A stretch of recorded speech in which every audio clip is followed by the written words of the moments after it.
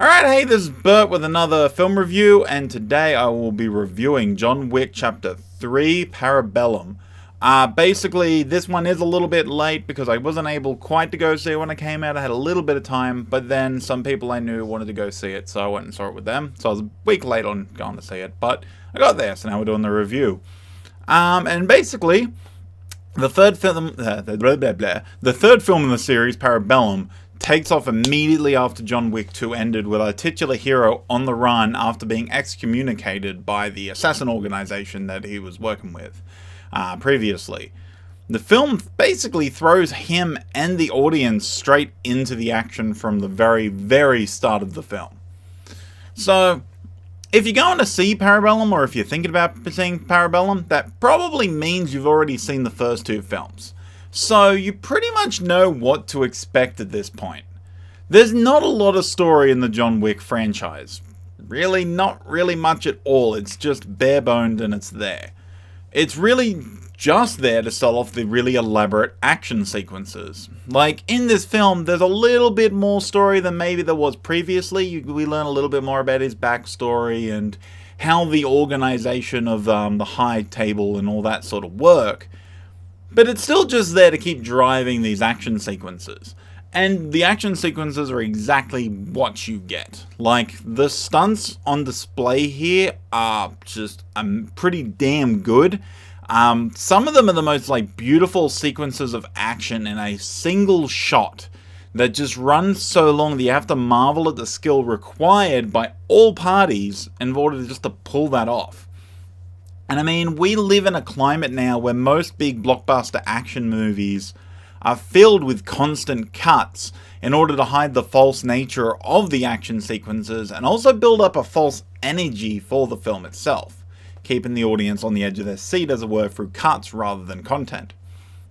And it's really refreshing to have a film that not only does it bank on keeping things a little bit more real, for lack of a better word, but that's actually the selling point. Like, it is really selling the fact that it does the action in this way. And it's really, really rare these days to be able to see in an action scene the action and the reaction in the same shot. You just don't really see it very often, and you see that so much in this, multiple times in the same shot. But this isn't to say that the action is flawless. There's a few moments that feel a little bit lacking, and a lot of that I kind of put down to it being the camera angle or the sound design just not quite lining up. Sometimes it is, sometimes the action itself just goes, it's a little bit nothing too often. And some of it's also to a point of ridiculousness that it feels out of place with the rest of the film. And one scene that really stands out that way for me, and it was one action shot in particular in the scene. The scene itself wasn't bad, but there's a scene with, it takes place in a stable with some horses. And there's an action shot in that, it's a little bit repetitive, and also, not repetitive, it's just it gets a bit oh, okay. It's a bit ridiculous to the point that it doesn't really fit the way the action flows in the rest of the film. But, saying that, it is sort of repetitive, that shot, but they actually keep the action feeling pretty damn fresh throughout the entire film. They don't really repeat any action beats, even though it would have been easier if they did. And really, I feel like this movie was made by a bunch of masochists, because there is so many scenes in this movie that are so difficult to film in the way they did it. And the thing is, they didn't have to film them that way. They could have filmed them any other way, and this is the way they did it. And they made life harder for themselves in doing so. But they did it, and it works. And so there's a scene towards the end where it's a big fight scene in basically it's a large room of multiple levels of glass walls and floors. It's just glass everywhere and lights and all this. So anyone who knows anything about filming is glass and mirrors and things is the last thing you really want to be filming unless you have to, because you've got to worry about every little reflection.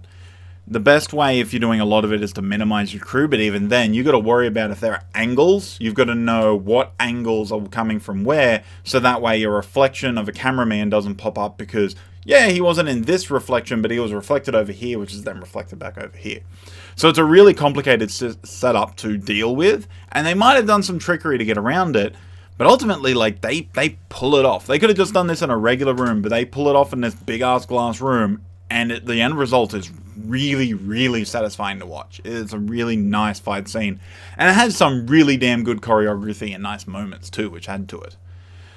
I mean, ultimately, personally, I tend to prefer my media to have more story and character. That's just who I am. I especially like character. Like, there are good films that are really well made that I don't like because I don't like character in it.